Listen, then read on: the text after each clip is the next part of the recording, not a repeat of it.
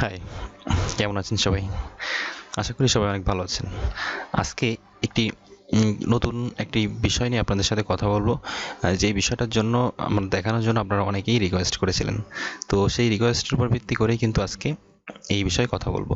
তো আজকে কোনো ডিজাইন প্রুফ দেখাবো না, কোনো গ্রাফিক রিভারের ডিজাইন সাবমিট করেও দেখাবো না।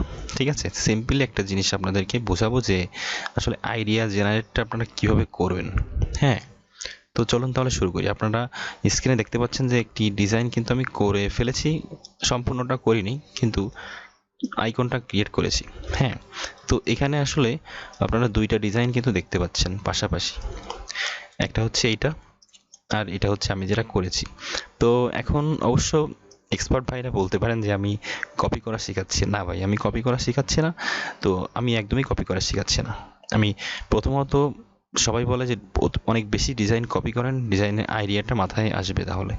কিন্তু আমি যেটা মনে করি সেটা হচ্ছে একটু মডিফাই করে যদি অন্য কিছু করে ডিজাইনটা গ্রাফিক রিভারের মতো মার্কেটে যদি অ্যাপ্রুভ করাতে পারেন, তাহলে কিন্তু কনফিডেন্স লেভেলটা আরও অনেক বেড়ে যাবে এবং নতুন নতুন ডিজাইন করার ইচ্ছা আপনার কিন্তু তৈরি হবে।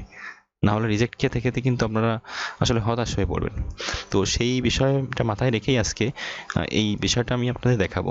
হ্যাঁ, তো এখানে দেখতে পাচ্ছেন এটা একটা সাইট থেকে ডাউনলোড করা একটা লোগো। তো এখানে এই যে তিনটা শেপ কিন্তু পাশাপাশি, যে শেপটা, এই শেপটা কিন্তু আমি এখানে কপি করেছি বলতে পারেন।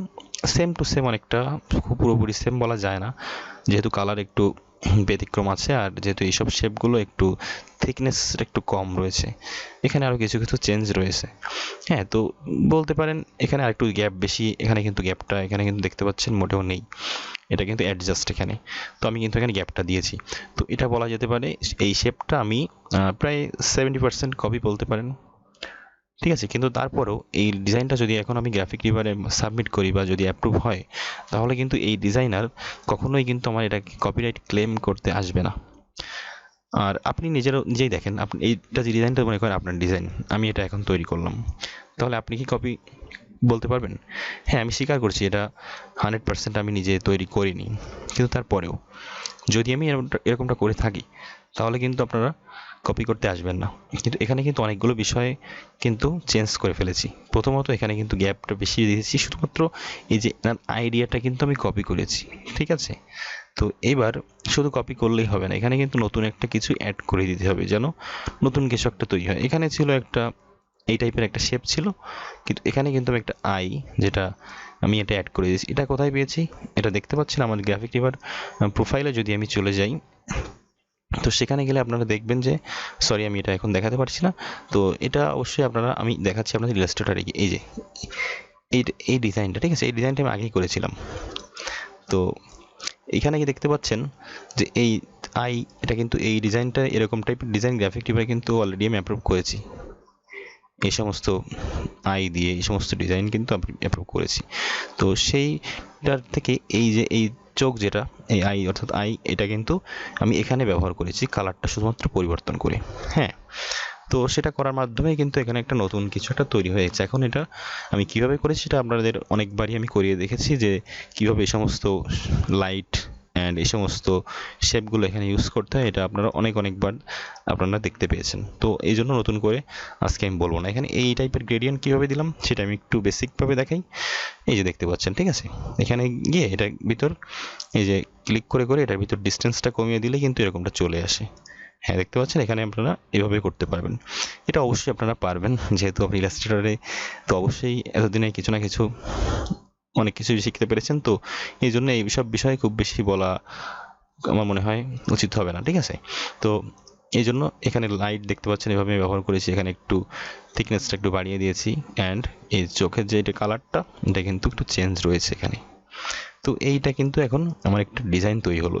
এই ডিজাইনটা কিন্তু সম্পূর্ণটা কিন্তু এখন ব্যতিক্রময় হচ্ছে। এখন আমি যেটা করব, এখানে একটা, আপনারা অনেকেই বলেন যে আপনি নামগুলো কোথার থেকে পান লোগোর। ঠিক আছে ভাই, তো এটা কিন্তু লোগোর নামটা একটা মূল বিষয় বলতে পারেন। অবশ্য গ্রাফিক রিভারে আপনারা নামের উপর খুব বেশি আসলে ডিপেন্ড করে না নামের উপর। তারপর আমি মনে করি যে নামটা দিলে একটু ভালো হয়। ঠিক আছে, টাইটেল সহ যদি একটা ব্র্যান্ডিং ফিল চলে আসে, তাহলে তো অ্যাপ্রুভের সম্ভাবনাটা অনেক বেড়ে যাবে। যে আপনার ডিজাইনটা রিভিউ করবে, তার প্রথম অবস্থায় দেখে কিন্তু ডিজাইনটা ভালো লাগবে, ঠিক আছে? তো সেই জন্য আপনারা একটু নামটা একটু রিসার্চ করে নামটা দেওয়ার চেষ্টা করবেন। অ্যান্ড এই টাইপের লোগোর সাথে যেসব ফন্ট অ্যাডজাস্ট হয় সেই সমস্ত ফন্ট কিন্তু আপনারা দেওয়ার চেষ্টা করবেন। যেমন ধরুন এই টাইপের লোগোর সাথে কিন্তু এই ধরনের একটু ফিউচারিস্টিক ফন্ট কিন্তু এখানে কিন্তু বেশি ম্যাচিং হয়ে থাকে। হ্যাঁ, তো সেই টাইপের ফন্ট এখানে ইউজ করার চেষ্টা করবেন অবশ্যই। লাইক এই টাইপের এখানে আমি কি লিখতে পারি, এখানে আমি লিখতে পারি যে মনে করেন সাপোজ যে কোনো একটা নেম,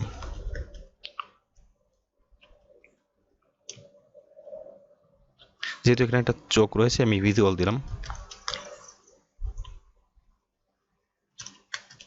ভিজুয়াল টেকনো। জাস্ট এটা একটা ডেমো আমি নাম দিয়ে রাখলাম। এই নামটা আমি কেন দিলাম, এখানে দেখেন একটা চোখ রয়েছে ভিজুয়াল, এটা টেকনোলজি ফিল আনার জন্য আমি একটা টেকনো দিয়ে দিলাম, ঠিক আছে? জাস্ট এটাই যে দিতে হবে এমন কোনো কিছুই না, এরকম রিসার্চ করবেন, ঠিক আছে? দিয়ে দিয়ে দেখবেন যে কোনটা আসলে কেমন লাগে। এই টাইপের ফন্ট কিন্তু এখানে বেশি ম্যাচিং মনে হচ্ছে। তো দেখুন এটা কিন্তু একটা ব্র্যান্ডিং ফিল কিন্তু চলে আসবে, আপনারা যদি যখনই নামটা দিয়ে ব্যবহার করবেন তখন কিন্তু অটোমেটিক্যালি এটা চলে আসবে। তো সেটা আপনারা নিজেরাই একটু চেক করে নেবেন। এখন আমি আপাতত এটা দিয়ে আপনাদের দেখাচ্ছি। তো এটা কিন্তু এখন এখানে কিন্তু একটা ডিজাইনটা তৈরি হয়ে গেল। এখানে সিম্পলি আপনারা ট্যাগলাইন ইউজ করতে পারেন, নাও পারেন, সেটা আপনাদের একান্ত ব্যক্তিগত ব্যাপার। এখন এটাকে একটা কপি করে আমি একটা ভ্যারিয়েশন তৈরি করে দিচ্ছি। তো আজকে এটা দেখানোর উদ্দেশ্য হচ্ছে ডিজাইন আইডিয়াটা আপনারা কীভাবে জেনারেট করবেন সুন্দরভাবে কিন্তু মডিফাইড করার মাধ্যমে। হ্যাঁ, এটা কিন্তু আমি আবারও বলছি, মডিফাইটা এমনভাবে করতে হবে আপনাদের যেন এর ভিতরে নতুন কিছু অ্যাড করতে পারেন, ঠিক আছে? নতুন কিছু অবশ্যই এখানে অ্যাড করতে হবে কিন্তু, না হলে কিন্তু কপিরাইট আপনার অবশ্যই কপিরাইটের সম্ভাবনা রয়েছে। হ্যাঁ, যে জিনিসটা আসলে বলে দেওয়া উচিত, এই জন্য আপনারা কিন্তু এটা কিন্তু মাথায় রাখবেন। হ্যাঁ, আর আমি অবশ্যই আবার সিনিয়র এক্সপার্ট ভাইদের কাছে বলছি আমার এই ভিডিওটা অবশ্যই ক্ষমা সুন্দর দৃষ্টিতে দেখবেন, কেননা মনে করতে পারেন যে হয়তো আমি কপি করে শেখাচ্ছি। আমি এর জন্য অত্যন্ত দুঃখিত যদি আপনাদের এরকমটা মনে হয়ে থাকে, কিন্তু আমি চেষ্টা করছি যেন নতুনরা যেন ডিজাইন করার আগ্রহটা হারিয়ে না ফেলে, এই জন্য কিন্তু সেই উদ্দেশ্যে আমার এই সামান্য প্রয়াস, ঠিক আছে? তো এই জন্য আমি এটা কিন্তু দেখালাম। এখানে দেখতে পাচ্ছি আমি একটা হরিজন্টাল লেআউটের একটা ভ্যারিয়েশন কিন্তু এখানে করে ফেলেছি। এটা কিন্তু এই টাইপের এখানে মানানসই অনুযায়ী এটা সাইজটা ঠিক করে নেওয়া যেতে পারে। হ্যাঁ, তাহলে কিন্তু আমাদের দুটো ভ্যারিয়েশন তৈরি হয়ে গেল। আমি এখন শিওর না এটা গ্রাফিক ডিজাইনার অ্যাপ্রুভ করবে কিনা। হ্যাঁ, আমি এটা সাবমিট করব, আপনাদের পরবর্তীতে যখন সাবমিট করব আমি অ্যাপ্রুভ হলে অবশ্যই আপনাদের জানিয়ে দিব। হ্যাঁ, তবে আমার মনে হয় যে অ্যাপ্রুভ করার সম্ভাবনা কিছুটা আছে। হ্যাঁ, তো আমি শিওর বলতে পারি না, কেউই অবশ্যই বলতে পারবে না। হ্যাঁ, তো এইটা হচ্ছে আমাদের এখন যদি কালার ভেরিয়েশন করতে চাই, কালার ভেরিয়েশনটা করে দেখতে পারি কেমন লাগে। এটা যেহেতু আমি একটু আর্টবোর্ড সাইজটা একটু ডাবল করে নিব। হ্যাঁ, তো এখানে দেখতে পাচ্ছেন এটা একটু আনলক করে দিব, এটা একটু উপরে একটু সাইজটা এখানে রেখে এখান থেকে আরেকটা কপি এখানে নিয়ে আসলাম, এসে এটা একটু আমি ব্যাকগ্রাউন্ড কালারটা হোয়াইট রেখে দিই। অ্যান্ড দেখতে পাচ্ছেন এখানে কিন্তু হোয়াইটটা দেওয়ার সাথে সাথে আমরা অবশ্যই টেক্সট কালারটা এখান থেকে ব্ল্যাক বা ডার্ক ব্লু যেটা আপনাদের করতে ইচ্ছা হয় সেটা টাইপের একটা করে দিলাম এখানে। হ্যাঁ, তো এটাই ছিল আজকের মূলত আলোচ্য বিষয়। তো আপনারা বুঝতে পেরেছেন অবশ্যই কীভাবে মডিফাই করে ডিজাইনটা তৈরি করতে হয়। আপনার কিন্তু আগে একটা মাথায় একটা ক্রিয়েটিভ আইডিয়াটা আনতে হবে যে আসলে কোনটার সাথে কোনটা যায়। সাপোজ মনে করেন কি আমি এর ভিতরে যদি চোখটা না দিয়ে এখানে যদি আমি একটা মনে করেন যে অন্য কিছু একটা দিয়ে দিতাম যেটার সাথে একদমই এই থিমটার সাথে যায় না, তাহলে কিন্তু কখনোই সেটা একটা নান্দনিক লোগো হবে না। চেষ্টা করতে হবে যেন বিষয় সব কিছুর সাথে সব কিছু একটা মানানসই একটা ব্যাপার যেন থাকে। এই কনসেপ্টটাই আসলে আপনাদেরকে বোঝাতে চেষ্টা করেছি আমি।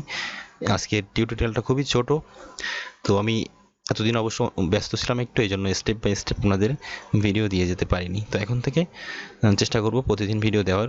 তো ভিডিও না দেওয়ার জন্য অবশ্যই আমি সরি বলছি। তো আপনারা আশা করি বুঝতে পেরেছেন। এরপরে স্টেপ বাই স্টেপ আমি আইডিয়া জেনারেশন নিয়ে আরও অনেক ভিডিও দেওয়ার চেষ্টা করব। সেই পর্যন্ত সবাই আমার চ্যানেলের সাথে থাকুন, ভালো থাকুন এবং নতুন নতুন ডিজাইন তৈরি করুন। ধন্যবাদ সকলকে, অল দ্য বেস্ট।